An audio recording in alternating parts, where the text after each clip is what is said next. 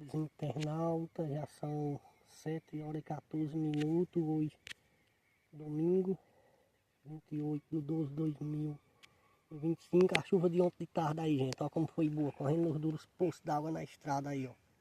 Desceu água na estrada, correu água descendo pros córregos, a expulsão.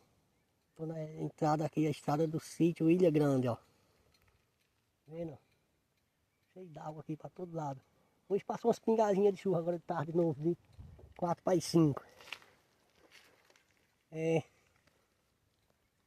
Aí ó, tá tudo meio nublado, parece que a gente chuva de noite. E fui. Boa tarde a todos vocês que assistem aí, internauta. Bye bye.